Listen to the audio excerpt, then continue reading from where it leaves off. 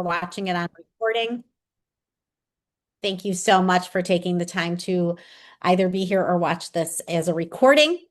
My name is Rhonda Lidner. Most of you, I think, would know me. I am the Wisconsin statewide interfaith organizer for the Wisconsin Interfaith Voter Engagement Campaign.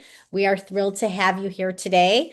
I'll be introducing the webinar for a moment, and then I will pass it along to our executive director, Matt Kenzera, and then we will introduce our speakers for this webinar, which we are calling Breaking Through Our Echo Chambers.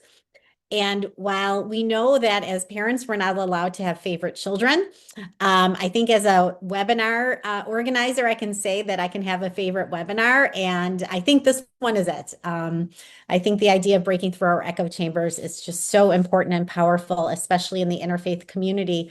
So I was really excited when we were able to bring this as our final webinar for the series. So again, thank you so much to everyone coming in.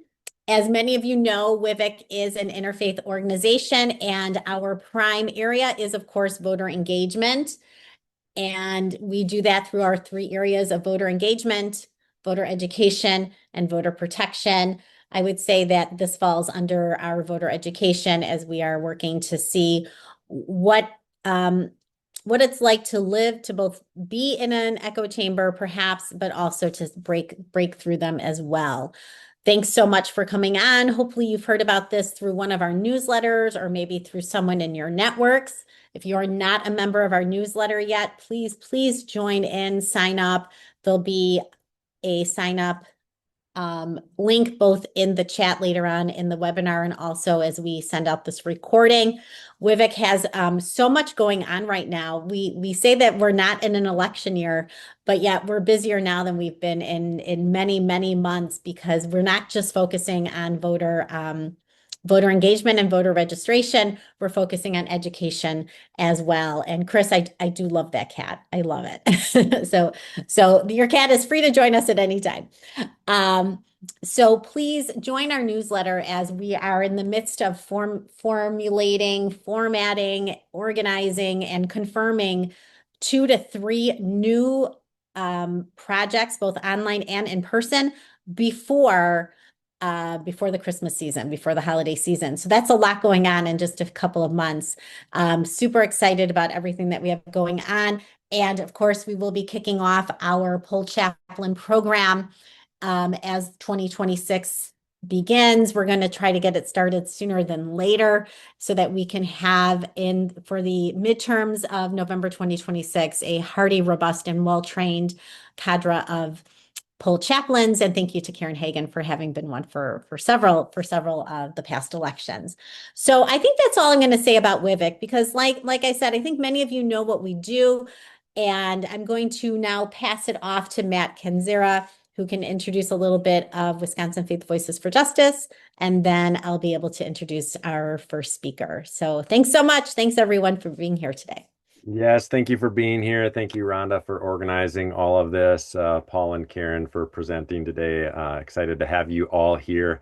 I will not take up any more time than you want me to, for sure. And because this is going to be a great hour that we have. Wisconsin Faith Voices for Justice was started by Rabbi Bonnie Margulis about 13 years ago, and I am the either fortunate or unfortunate, depending on how you look at it, person that has to try to fill her shoes.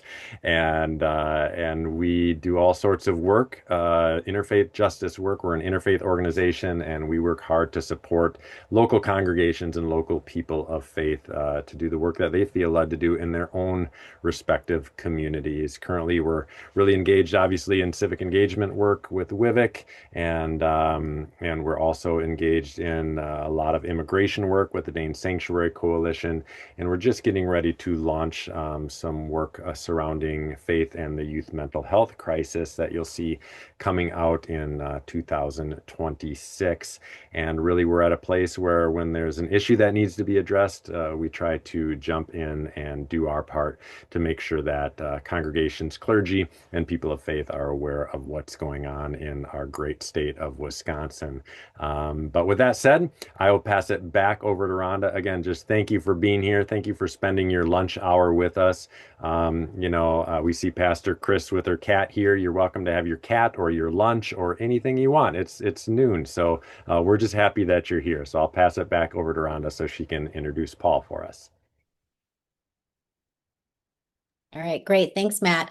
So this is our final um, webinar in our series that we call the WIVEC Extremism Series, the Faith Community Response. We know how important it is to not just know what is happening in the world of extremism, but how we as a faith community can respond positively to project a better view of our state. We started with defending fair maps, moved to championing campaign finance reform, and then our last one a couple of weeks ago was confronting Christian nationalism. And today we round everything out with what we're calling breaking through our echo chambers. And when I was looking to see who could be our speaker, I remembered meeting this fabulous organization called WISACT, and I was able to meet up with a new director of it, and this is Dr. Paul Van Auken.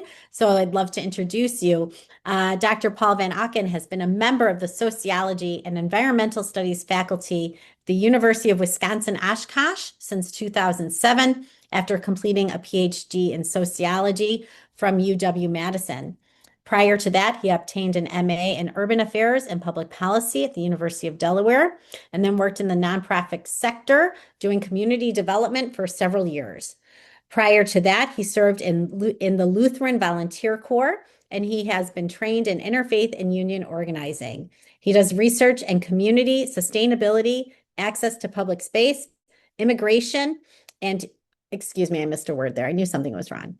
He does research on community sustainability, access to public space, immigration, and teaching and learning, and currently serves as WISACT coordinator for the Whitburn Center at UW-Oshkosh. We are also thrilled to introduce you to someone presenting along with Dr. Van Auken, and that is Aurelie Alvarez. She is currently a second-year Master of Public Administration student and serves as the research team leader for the Young Adults for Civic Trust Task Force. Aurelie obtained her Bachelor of Science at UW-Madison in 2023. Her majors were, there's a lot of them, International Studies, Spanish, Political Science, and Latin American and Caribbean Studies. She also earned a certificate in Chicano Studies. She grew up, lives, and works in Green Bay. Her full-time job is an after-school site director through the Green Bay Area School District. In addition to this, she's interned with the WISDEMs and has worked with the Brown County Democrats. So thank you so much to both of you and to WISACT for coming in today and talking to us about echo chambers and, more importantly, how to break through them. Thank you again. The floor is yours. Excellent. Thanks very much for the introduction and for having us, Rhonda, and everyone. Let's see, does that look like it's sharing correctly now? We were having a couple issues with it. All right, cool. And I'm really happy to have Aurelie with me, and she'll jump in a little bit later to talk about some research that she's working on for our project. So this is how I guess I'm approaching the topic of breaking out of our echo chambers, focusing on digging into polarization, why we seem so divided, what's going on with political violence, and what we can do about it, which includes trying to bust out of our echo chambers for sure. I'm going to start by telling you a little bit more about the organizations that I'm working with here, in addition to being a faculty member at UW-Oshkosh.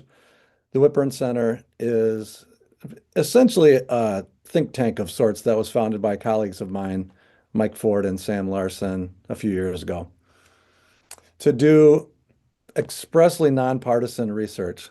And it's designed to be applied research that's practical, trying to answer questions that people are wondering about in Wisconsin that can improve what's happening in public policy and governance, community development, and so forth throughout the state.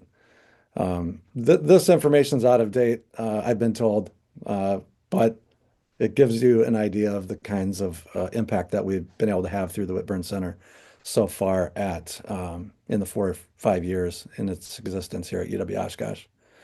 One of the big things, and the reason I'm here today, that the Whitburn Center is now doing is managing WISACT, which Rhonda alluded to earlier. We were really happy to be able to connect with Rhonda a few months back and invited her to speak on a panel that we did on faith responses to violence and polarization. And that was a really good panel. And then so we did sort of a quid pro quo type thing today, which is great. WIVEC seems to have a lot in common with what we're working on with WISACT. So this has been quite beneficial, and we're looking to partner with as many like-minded groups as possible. Basically, well, I'll get to more about WISACT in a second, but Aurelia and I and a couple other students came on board at the same time, essentially at the beginning of this past summer. So this is pretty new to all of us. Sam Larson is the co-founder of the Whitburn Center and interim director of it at the moment. So WISACT, this was started with support and encouragement from the Carter Center out of Atlanta, Jimmy and Rosalind Carter's organization. And David Haynes, a journalist that you might know from Milwaukee, and former Governor Scott McCallum, started it in 2024. And it was the model that the Carter Center was going with to start what they call democracy resilience networks, is to find a prominent Republican and a prominent Democrat in key states to start one of these. And in Wisconsin, we call it WISACT, or the Wisconsin Alliance for Civic Trust. There are similar organizations in Florida, North Carolina, Georgia. So the target states have been swing states, key swing states for the Carter Center, to try to build bridges, to get people talking across the political divide and try to prevent political violence and ensure that elections remain safe and fair. So they use the term cross-partisan, and I think that really is trying to get at the idea that it's not just, okay, we can work together on this particular thing, but it's to be very intentionally working across the aisle to do things that people from both sides can agree on, that are important to the future of our democracy, in essence. One of the first things that we did was say, okay, we're taking over this new entity. Why don't we launch something completely new? That's a great idea. Well, it actually was a great idea. And it was spurred by the three students that are part of our team, Aurelia, and then two undergrad students who are really great as well. And we decided that we should really be focusing on youth engagement or young adult engagement in civic life in Wisconsin to create to help build up leaders that can carry these things out into the future. So Young Adults for Civic Trust, YACT, is essentially a young adult or youth-oriented chapter of WISACT. And it's run with supervision, but it's really run by Aurelia Aspen and Amanda, who we call AAA, because they all have a name that starts with A. And they're a great group. One of the things I'll share later at the very end is, if you're interested in learning more about what we're doing, we have a monthly newsletter, two of them, one that I put out for WISACT and one that AAA puts out for YACT. And before I move into just the topic at hand, I would just mention a little bit more about YACT. Aurelia and the two other students that have been with us since June are team leaders, and you heard that in Aurelia's bio. So we now have 9 other students that have joined the group as fellows for the year. So they're being trained and learning more about how to become leaders in the civic life of Wisconsin over the rest of this academic year, under the supervision of our 3 student leaders, and then we supervise them. And so they're going to be learning all kinds of things about doing research on these issues, reporting, how we promote events and that kind of thing, and leading towards doing presentations at a spring summit that will be holding in April. And that's something that, if you're interested in attending, it'll be open to anyone to join us at that on April 27th. more details to follow on that. So these are some of the goals that we have, which are similar to what WIVEC's doing and Wisconsin Faith Voices. I think we have a lot of commonality. So we're not trying to be the be all end all or anything like that, but this is the kind of stuff that we're engaged with. And I put in parentheses, or not in parentheses, italics here, and added the exclamation point because this building community is kind of my main interest, and I think that's the key to building trust, which that's not rocket science, but I think it's important to emphasize that we build trust by building community with one another. Okay, so that's hopefully that's a good enough background on where we're coming from and kind of the bigger picture of our goals and what we're working on. Why do we seem so divided? Now, this isn't a new question, but one thing that's really important, I think, for all of us is to realize that it wasn't always this way. It was, though, 100 years ago, according to the research done by Robert Putnam. Some of you might have read some of his work, like he's most famous for the book Bowling Alone. We're experiencing a valley in terms of in terms of social connectedness. But at the same time, we have a peak of high political polarization and socioeconomic inequality. And Putnam argues that these three things are tied together. They go hand in hand. So this was true 100 years ago during the Gilded Age and around that period of time in American history. But it flipped. So this is one of the reasons that I am at least maybe more optimistic than some people on this, in that during after World War II up to about 1970, we had record low inequality overall. We also had a civil rights movement and extreme, segregation and so forth. But overall, socioeconomic inequality was low, social connectedness was high, and political polarization was low. So this is flipped, but we can try to flip it again. I think that's the part to be optimistic about. Not that it's an easy quest, but it can be done. One of the things that's changed, though, is that people now tend to look at what party another person is in as an indicator of who they are, much more than they used to, let's say 20, 30 years ago, when other characteristics of people would have been more important in terms of placing them, evaluating them as a person, religion, race, their educational level, and that kind of thing. We also have structural drivers of polarization, which is a way of saying these are things that are out of the control of individual people, that are happening at a societal level. Changing demographics is part of it. Now, in sociology, we look at a statistic like this and would say, this is beautiful. I think in interfaith groups, we would say this diversity is wonderful.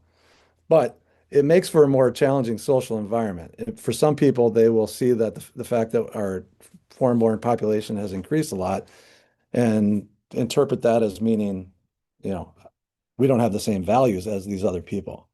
It's harder to see how we could have consensus about certain things when we're visibly more different than we used to be.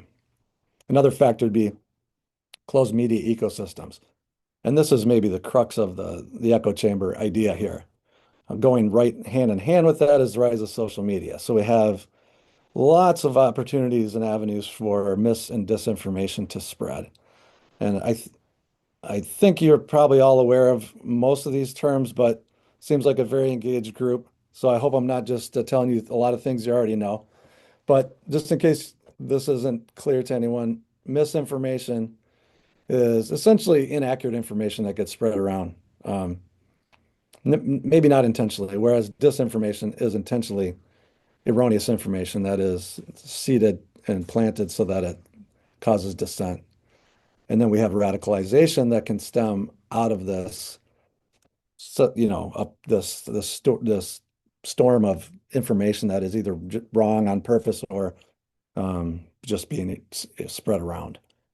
And if we're only operating within a closed media ecosystem where we're getting all our information from certain TikTok feeds or certain, uh, you know, uh, bloggers, personalities, or YouTube, or whatever the case might be, then that's going to cause a problem, especially for young men who are seeking belonging, maybe first and foremost, which of course and can exacerbate mental health crises, which are very important and problematic in our society. Along with that, we have declining trust in institutions, um, in terms of government entities at different levels, public schools, uh, churches or houses of worship. Another factor would be people moving to live in politically homogenous communities, which is we've had segregated um, cities and for 100 years. And of course, sadly, Milwaukee and Chicago and Detroit and some of our other great cities are also highly segregated by race. But in the last 20 years or so, we've had more people moving so that they're around like-minded people politically. So that's kind of a new thing, which only heightens segregation and isolation felt by people that are separated from one another. And it makes people even more vulnerable then to believe this misinformation, stereotypes about other groups and so forth, if they're not having interactions with people that are different from them that challenge those stereotypes that make it clear that this is really just misinformation. And it also, by isolating them, increases the chances for people to be radicalized through uh, in online places. There's some of the sources on that data. And then we also have some important psychological drivers. So the last was the societal level. This would be more, for individual people. Some of them might look now at belonging as being more important than facts. This is particularly thorny because, as someone who's been educated, and Aurelia and I, for example, are educators. Facts are important, but what if the people don't care whether this is true or not? And really, what they're after is being connected to people that think about the world in a similar way. So the fact that belonging has become for some people more important than facts is problematic because you can't just have a great discussion and talk your way to a solution if people aren't really interested in learning. And but I mean the truth is that facts matter. I'm not going to read this, but you might know who Ken Jennings is, the Jeopardy host and former champion.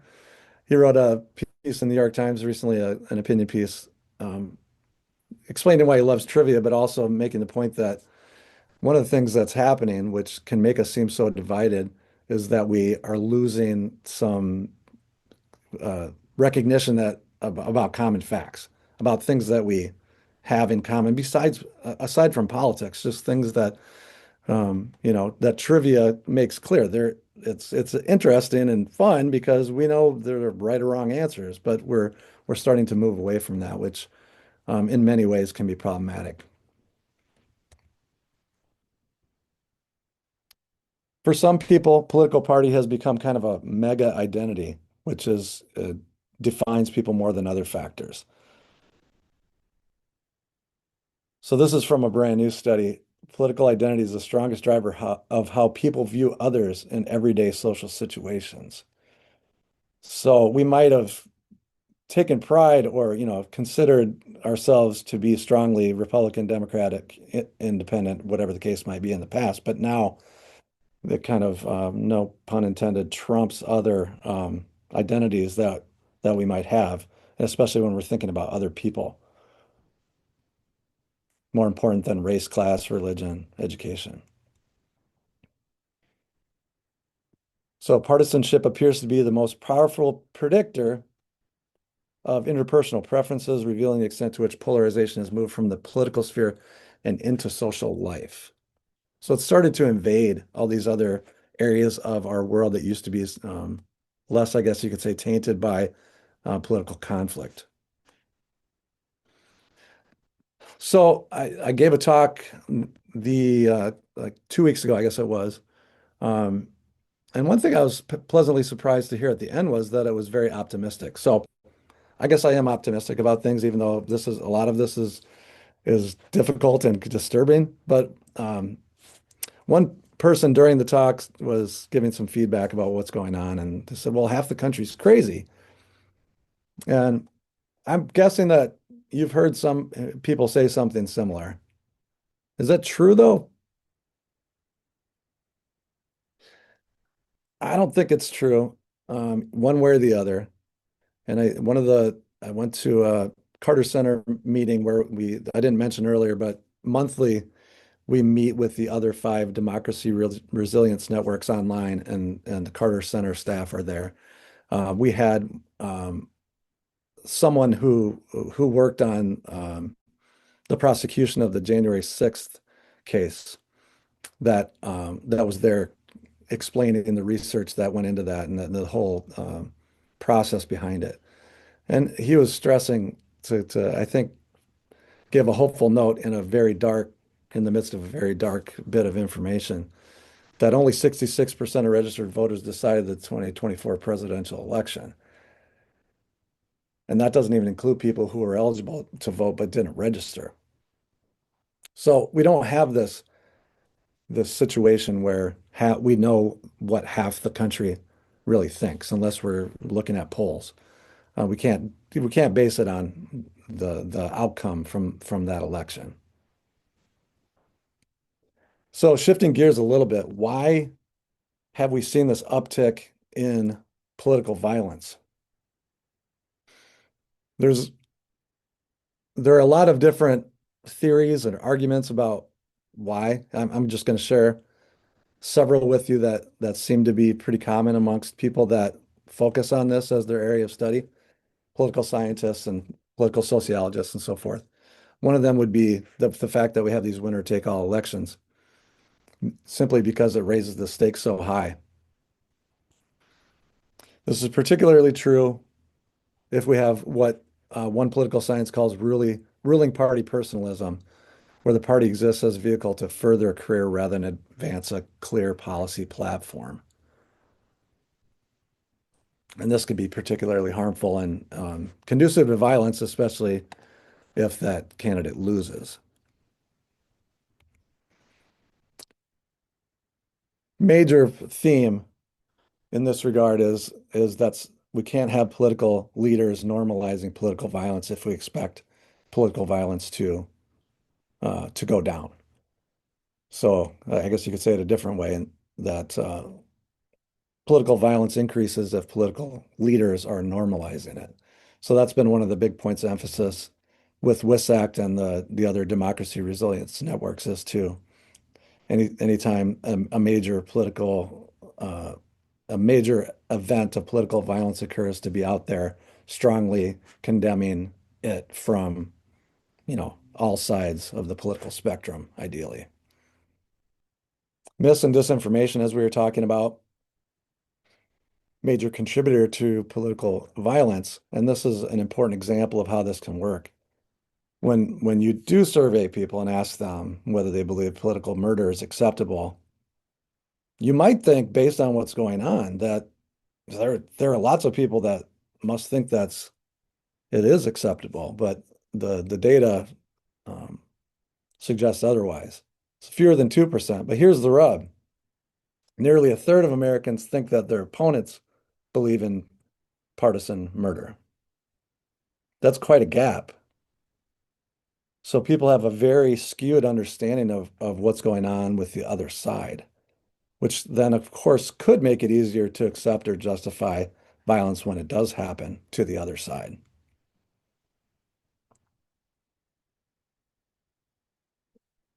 Grievance is a topic that comes up quite a bit. It must be driven by this politics of grievance.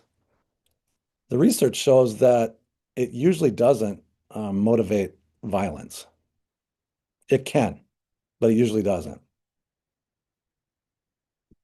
And what's important to note is that generally grievance doesn't produce violence unless people have come to believe there's no other way that they can succeed.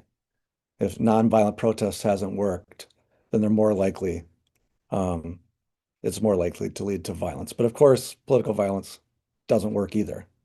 but that might be people you know, they're at their they're at a loss for any other way to try to achieve their goals.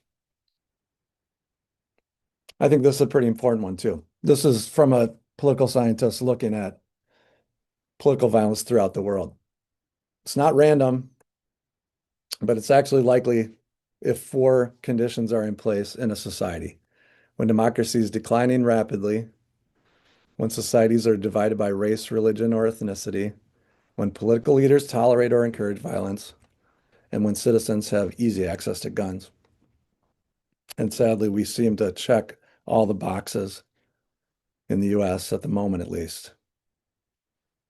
And you were saying earlier, Rhonda, we're not in an election year, but there's so much work to do getting ready for the next elections that particularly when we know that violence tends to spike around our elections. So there's lots to get going on now. In Wisconsin, the Whitburn Center did a report last year that brought together political leaders and local community leaders in several different places in the state for listening sessions. And these were some of the themes that people in those groups had personal experience with threats of violence, expect more to come, unfortunately, expressed a broad desire for having civil discourse, but then not consensus about what civil discourse actually looks like. This argument that political violence seems to be linked to broader cultural decline, and I think that's essentially what Ken Jennings was saying with, facts matter, that these common touchstones they've started to erode, and there might be a link between that and political violence, lack of trusted information, coinciding with the rise of social media, general trust in elections, but more skepticism about elections outside of one's own area.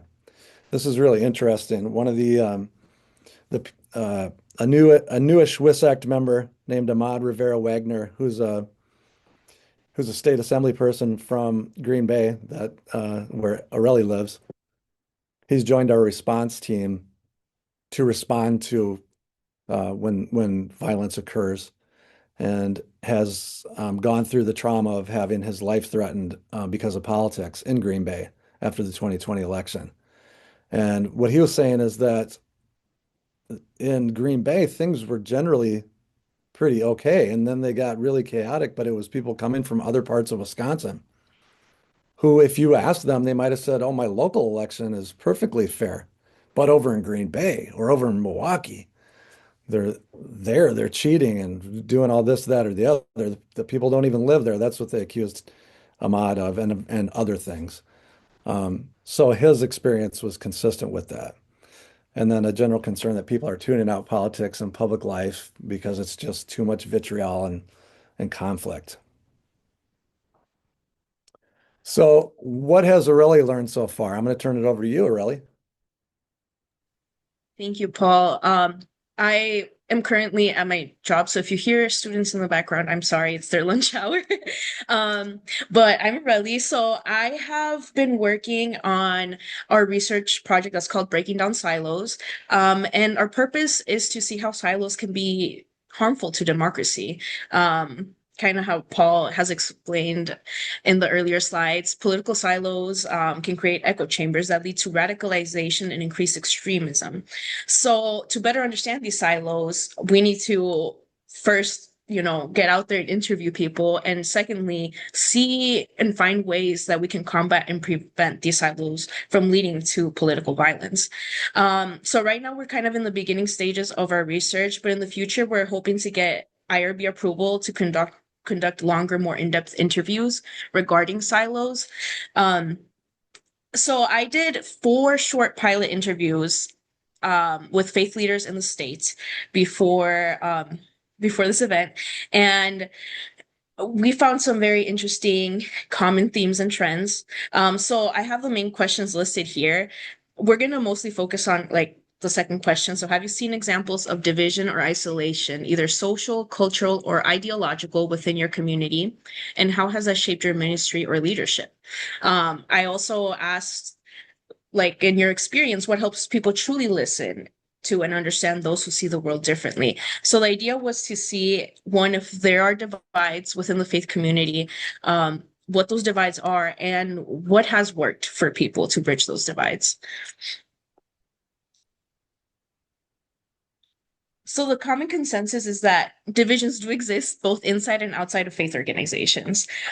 Within the community itself, all of the interviewees said that there's a spectrum of differences, right? That there within the congregation, people can lean different ways, and even beyond just a congregation itself, a community can also lean in different ways.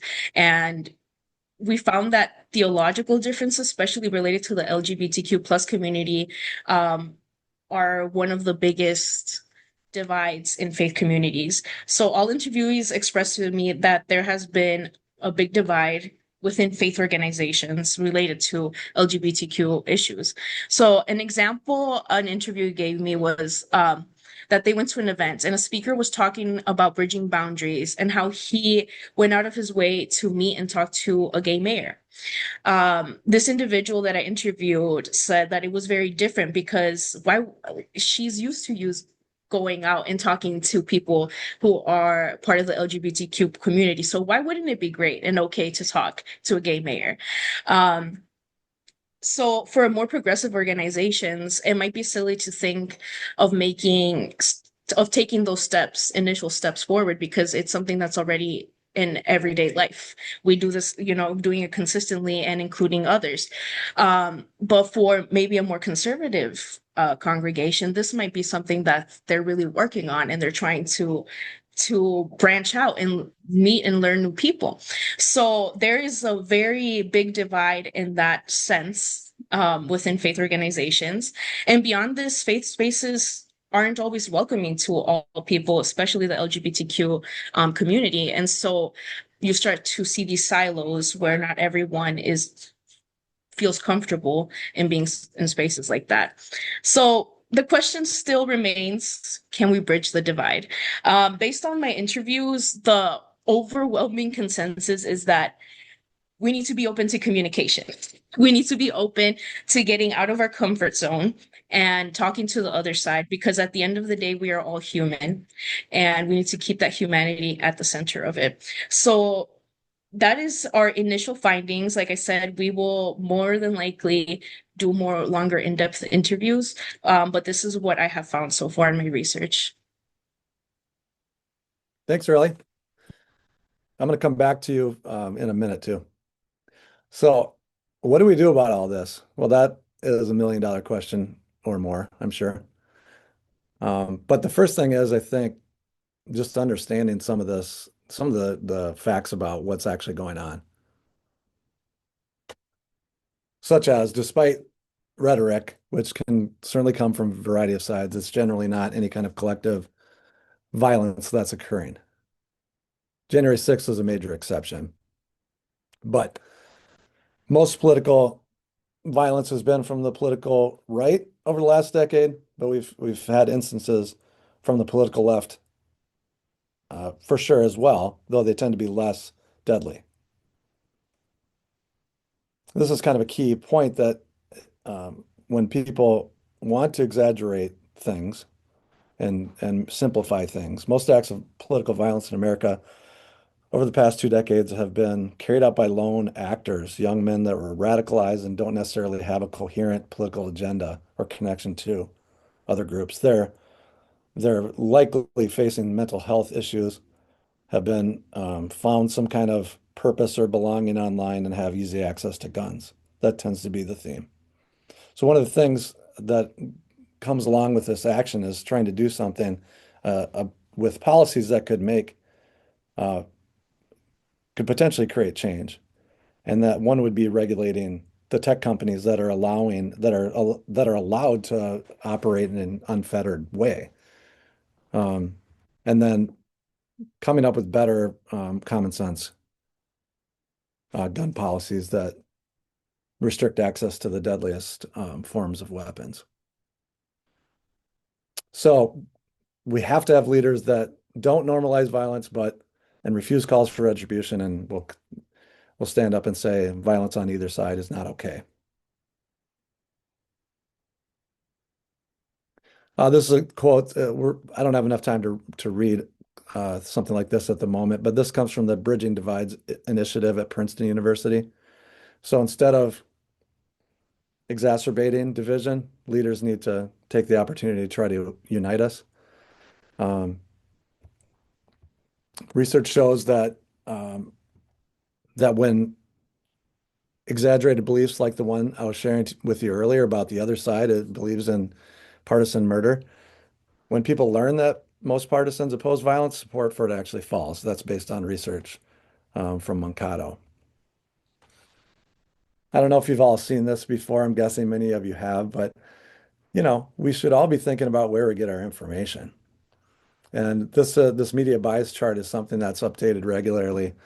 And I think it's useful to take a gander once in a while and think about doing an inventory for oneself. Where am I getting my information? Where does it fall in the spectrum of uh, skewing one way or the other, being more nonpartisan and hopefully more accurate?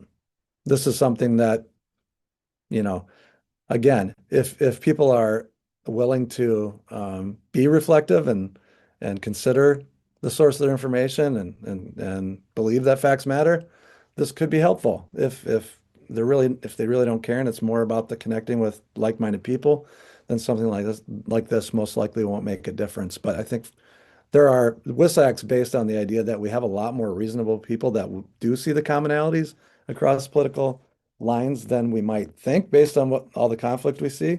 And so for some, this could be useful. Okay, let's create new norms that discourage violence. Here's a key piece of understanding that we should all grasp, I guess, that it isn't a problem of one violent movement. We've seen some collective violence. It's mostly individual violence. But what we have is a social and political system that increasingly encourages it in different ways that we should try to understand.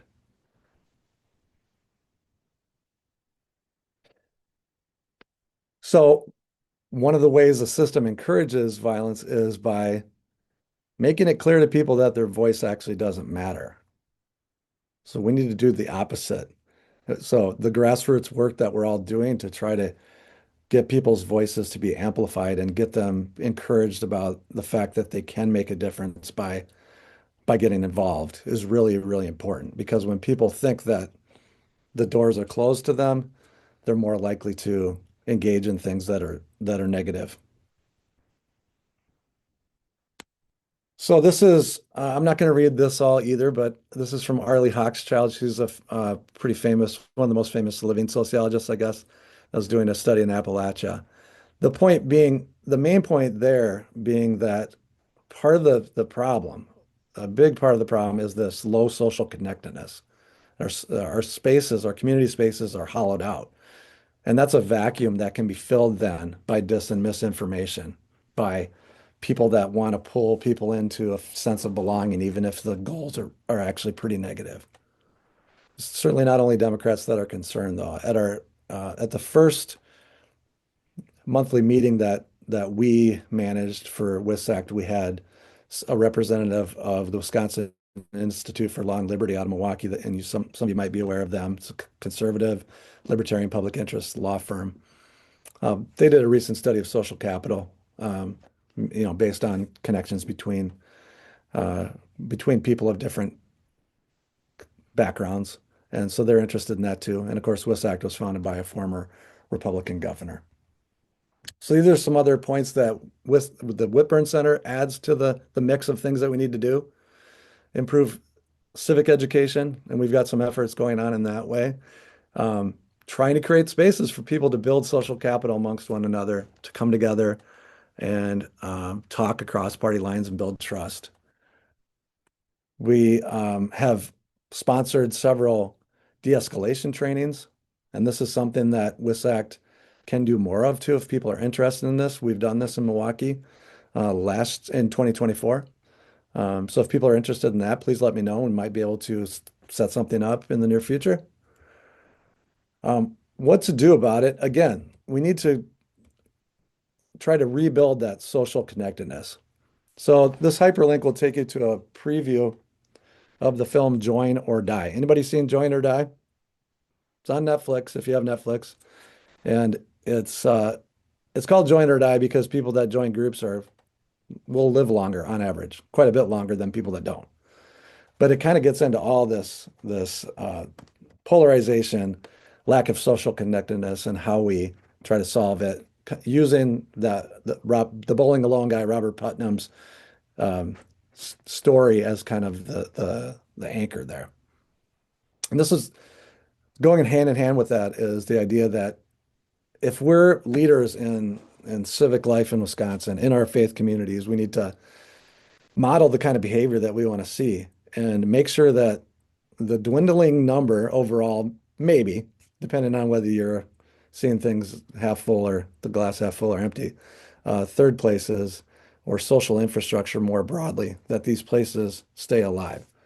Houses of worship would fall into that social infrastructure for sure. This is, anybody read the book Palaces for the People by Eric Kleinenberg? If not, I'd highly recommend it. The main example of social infrastructure that he touts is public libraries. But it's all kinds of places where people are having interactions with people that aren't always just going to be people they already know, who are from the same social circles. And a big thrust of his book is that we can create social infrastructure where it doesn't exist now. We can turn childcare centers into places where parents build relationships.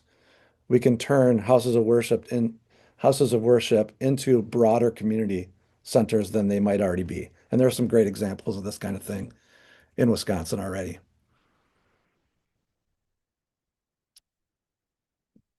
And the Great Good Place is a book, an earlier book that's about third places. It's not home, it's not work, it's somewhere else that's kind of a home away from home where we can have conversations with people that we don't know that can be fruitful.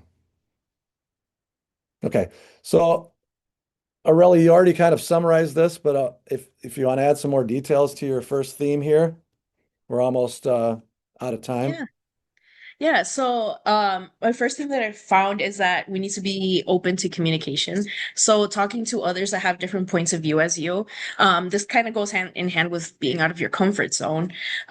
So for example, you can go to a different congregation and maybe listen to their speaker, like the interview in my early example did. Many of my interviewees also said that we need to value humanity and create a space for meaningful conversations. So at the center of it, we need to realize that everyone is human, and it is important because this means that everyone has their own viewpoint. We can't automatically assign them a label and say, hey, this is a Republican, this is a liberal, I don't want to talk to them. We need to realize they are human. They have their own individual ideas and thoughts, and it's worth listening to. My second theme that I found is that in-person gatherings and spaces are extremely important, kind of how Paul mentioned earlier. So we need to create more relational currency. If we're not coming together as a community or as a society, it kind of isolates us, and that leads to that those echo chambers, right? If you're not willing to go outside of your comfort zone. So having in-person gatherings, especially going, like I said, away from your comfort zone and inviting people that maybe you wouldn't typically invite, or encouraging others to come into your spaces, that is also something that you can do. Theme 3, common denominator. So there's always a common point between both sides. So it is something that can connect both sides with each other. It can be simple, like Jesus is at the center, or humanity is at the center of everything. It can also be that you share a common space. You're in the same community, a common goal or belief, or in, like, we do the work in WIVEC where we all believe in the same things. It can be something, a grounding common denominator that allows for both sides to be comfortable enough to make a connection. So this is something that needs to be there in order for that conversation to start in the first place. It might seem simple, but sometimes we forget that we do have connections across divides, and we need to find those connections and make them work. And we're going to wrap up now because I'm sure Ron is getting nervous because we're about out of time. We need to have time for a few other things. Sorry about that. Packed a lot in here.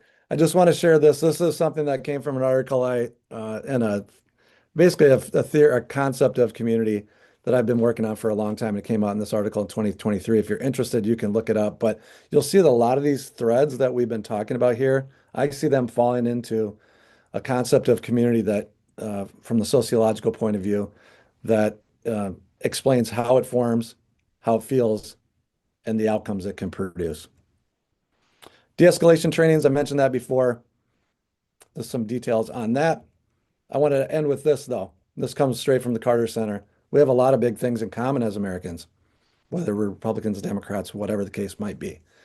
And these are things, just like Aurelia was saying, that we can build on. We expect better. We oppose political violence, etc. So thanks for listening.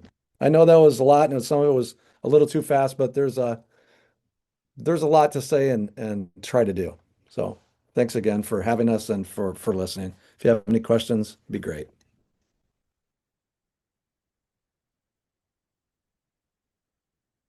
All right, welcome to Zoom.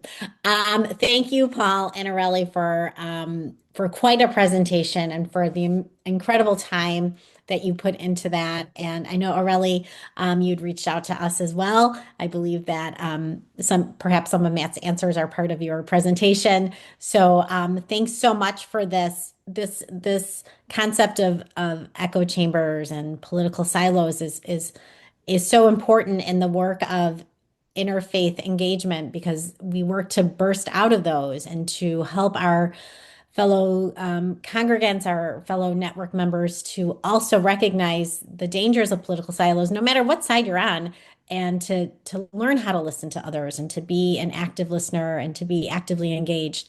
I know, and speaking of actively engaged, this is a crew that has been actively engaged from the first of our webinars. So Karen, can you hang on for a little bit while we do some Q&A? Okay, thank you so much. So we'll do some Q&A and then it'll be so wonderful to hear from Reverend Karen Hagan as she gives us some grounding as we leave our series and go out into the world and try to confront and combat all of this extremism that we're seeing. So I see, Kathy, you have your hand up, so I'm going to pass it on to my good friend Kathy Schluter here in the Milwaukee suburbs. So I guess my question is that it seems to me that there are a lot of people that are just so fearful that they believe that as the society is changing, becoming more diverse, that they're going to be losing something. And so for them, I guess, what's the motivation? How do we provide a motivation for them to want to risk getting in an uncomfortable discussion with someone that they see as an other? So I don't know how do you bring them to the table? Yeah, I think that's a really good question. I think, the first step is inviting people at all. And sometimes those of us that get it, maybe a little bit more than others do in terms of why diversity is beautiful. We're reluctant to invite people too because we're scared of that interaction. But I think if you can get to the point where you're able to ask them some questions, to try to figure out what it is that they're actually afraid of, that can be a really good first step. And one of the things that I got from Ken Leinbach, I don't know if you all know him, fellow Milwaukeean. He was here for a talk a few weeks back, and he mentioned that listening is the ultimate demonstration of respect. And so if people are fearful and we might think, well, they're racist or xenophobic or whatever. If we can have that opportunity to just talk to them and listen to what's behind that apparent fear or apparent, seeming racism or whatever, that might allow us then to point out some things like, hey, let's go check this place out because we both agree that food from other cultures is great, and I know that the people are really friendly too. Sometimes it can just be as simple as that, but it's certainly it's a tough thing. But trying to get at the root of what is it that's causing that fear or that apprehension. Thank you. That's helpful. And we have a couple of questions in the chat. One is, besides finding a common denominator in starting conversations with differing views, are there any other tips you have for helping people come out of their comfort zones? I was gonna just say this makes me kind of think of the idea of like the common denominator, the grounding point. Also, not maybe starting right away with this is my viewpoint. Maybe starting with this is what I do for fun. This is my family, because putting that humanity at the center and kind of getting Mhm. away from just immediately jumping into a hard conversation that will be hard, trying to find something else to keep you guys kind of on the same playing field. Like, for example, in the past, I've talked to people that obviously have different viewpoints, right? And I'm like, okay, well, we can both relate to the fact that we're educators and we bond over that. And then maybe we can move, once we're comfortable with each other, we can move into those harder conversations. But trying to find something other than just specifically what you guys disagree on can be helpful. Yeah, and I think what I was going to say is there can be sort of sly ways to get people involved, not in the way of trying to manipulate them or something, but asking for help can be very disarming. Um, and if you know someone and kind of know that they're interested in certain things or have certain skills to offer, you could say, "Hey, there's something happening that, I know you'd be great. Uh, you'd be a great help to this. Would you want to come?" They're looking for people to help. People like to be useful, and that's a great way of getting people into a situation where it's not about let's go cross racial or political divides today. Let's just go volunteer at the food pantry or whatever the case might be. And then maybe this person just hasn't had a lot of opportunities to interact with people that are different. And they might be willing to go help. And that can be a first step to building some of those bridges. I think I see the question about the third places. Um, I think the problem of place in America, according to Oldenburg, who wrote the book about third places, is that there are too few of them, and that people are so inwardly oriented in the US since World War II that we've lost a lot of these third places. So the truth is, for most of us, we have to go out of our way to spend time at third places, real third places where it is really a leveler. All kinds of people are welcome there, and conversation's the main activity and that kind of thing. So it probably means, stepping off our own path of least resistance to not following that easy route that we follow on most days, and ourselves going to places that where we think there are different types of people that are spending time. And that doesn't mean I'm going to go show up at a Ku Klux Klan rally because that's at a place that, you know, it's not that, but there might be places where people from a different side of the political spectrum get coffee, and we might not see that as a place for us, but maybe that's exactly the place we need to go get some coffee and just be able to interact with someone that's different. But I think part of it too is, if we want these places to exist, we have to create them. We have to maintain them. And so maybe that means, looking at physical spaces associated with organizations that we already are aware of and saying, hey, could we make some tweaks and turn this into social infrastructure of some sort? Could it become a third place right here? That can happen too. All right, thank you, Paul. And I know that in our WIVEC newsletter, we often, as we help promote not just WIVEC, but any nonpartisan voting rights or democracy defense organization, we promote a lot of work with an organization called Braver Angels, which is an organization that brings together people who identify on different sides of the political spectrum, take causes that they believe in, and learn how to communicate and debate effectively. And Aurelie, I really loved what you said. I wrote it down in my notes called putting humanity at the center. And I know Braver Angels does a really nice job of trying to do that as well. And Paul, thank you so much for suggesting the Greater Good Institute. So I'll give another moment for any questions. Okay, so again, Paul and Aurelie, thank you so much for this presentation as we round out our webinar series. And thank you all for coming. I'd love to end on a note of some interfaith grounding that we can all take with us as we carry the work of WIVEC, Wisconsin Faith Voices for Justice, and so many of the organizations that you all represent as we carry the weight of these organizations to the general public, to our networks. So I'm going to give Matt a chance to introduce Reverend Karen Hagen. And Karen, thank you so much for joining us. Thank you, Paul and Aurelie and Karen for being here. Reverend Karen Hagen served as a local Presbyterian pastor in Milwaukee at Tippecanoe Church for 25 years with a focus on justice and outreach ministries, and she is recently retired. Karen has served in several interfaith organizations in Wisconsin, and in 2022, she received the Voices for Justice Award. Karen is currently active in various justice issues, local and national, focusing on organizing and support of justice-oriented actions.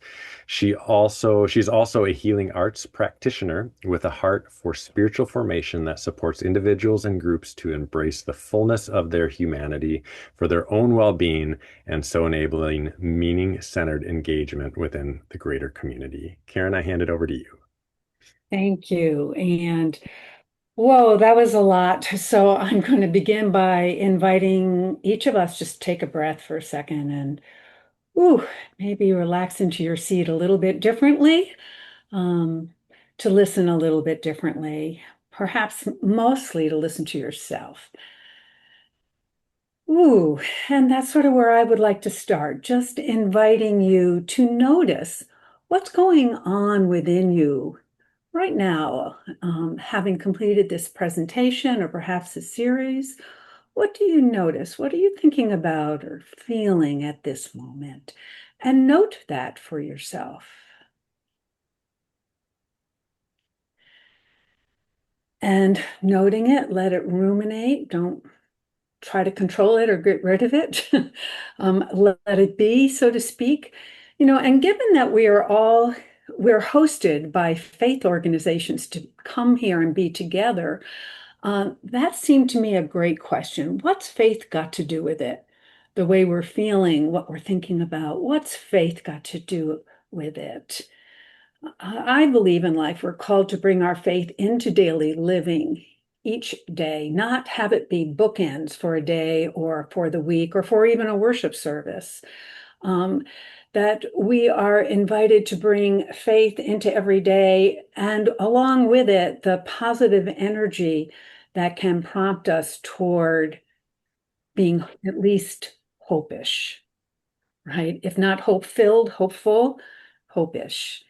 And actually, when you think about it, don't you and Faith have a pretty good track record together so far? It's probably what prompted you to even come to this series. So, how does your faith help you in such times and situations to remain hopish, hopeful? And what I'd like to do is share quickly one or two breath practices to help you bring faith into your daily life. So I'm going to share and then invite you to do along. The first one is simply an inhale and exhale. And on the inhale, you are invited to say to yourself or out loud, "Despair is not my only option. Despair is not my only option. And then on the exhale, I am powerful. I choose stubborn faithfulness. So inhaling, despair is not my only option. Exhaling, I am powerful. I choose stubborn faithfulness. So I'm going to invite you, and it's okay if those words morph or you come up with ones that are just right for you, but to take a couple of breaths. Inhaling, despair is not my only option. Exhaling, I choose stubborn faithfulness. Take 2 breaths on your own.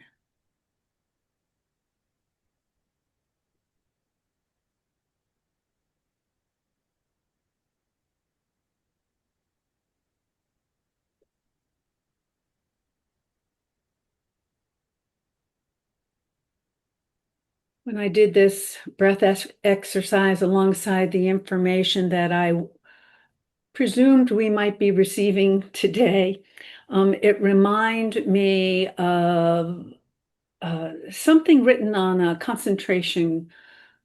wall in a concentration camp during World War II, and you might have heard it before. I believe in the sun even when it's not shining. I believe in love when I feel it not. I believe in God even when God seems to be silent. And one more breath practice for when you are about to come into or come out of a perhaps intense time or intense conversation, an important conversation to you.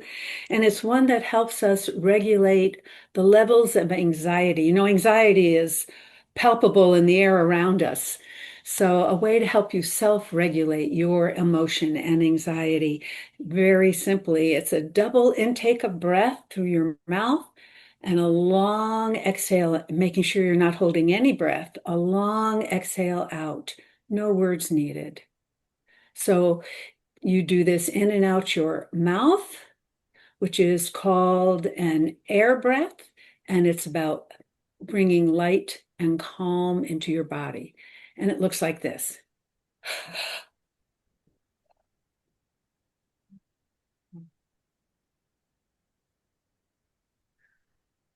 Do it with me.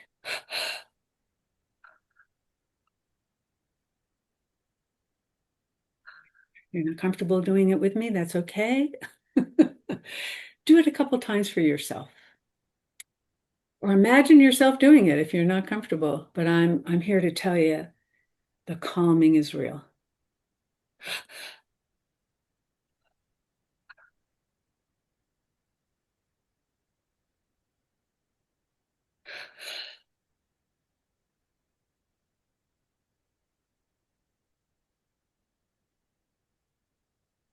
And so breathing,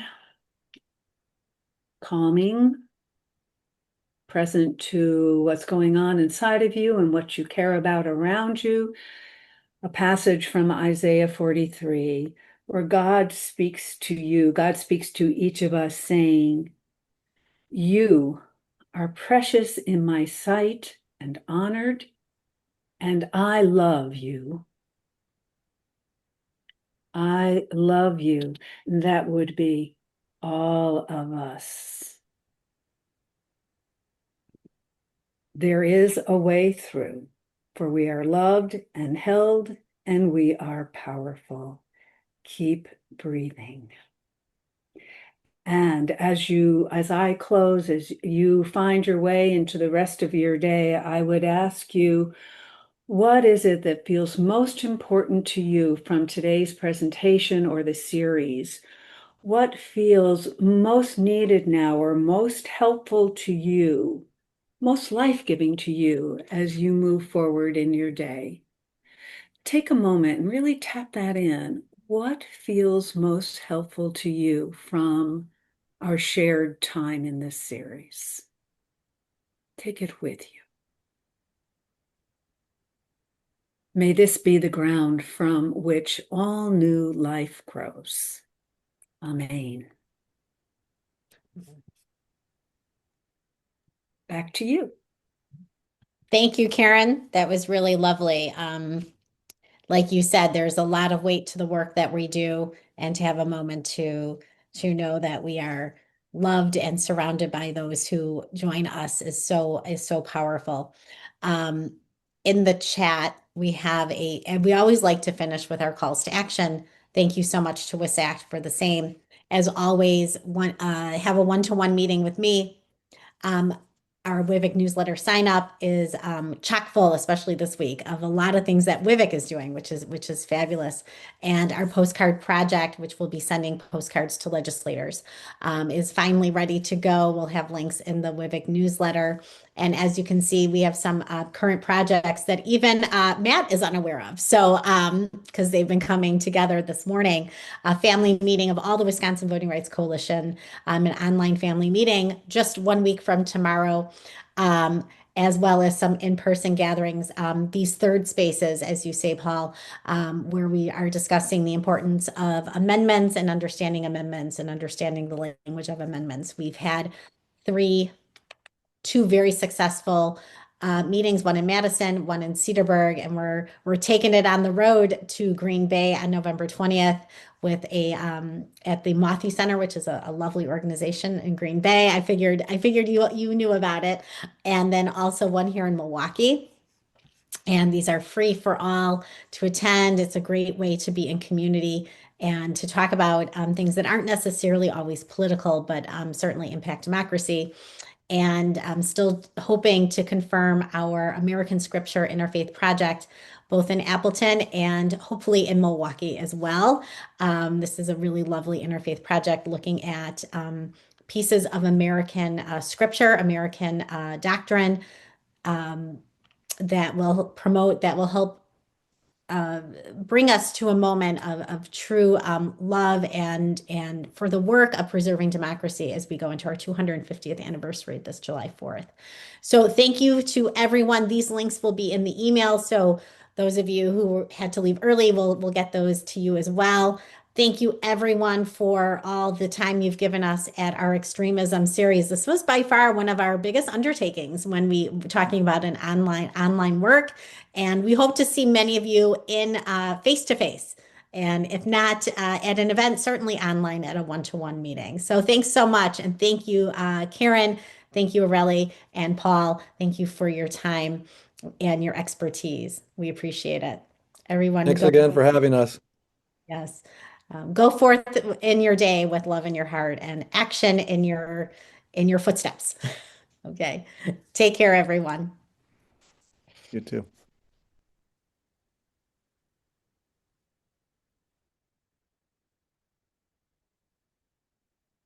Okay.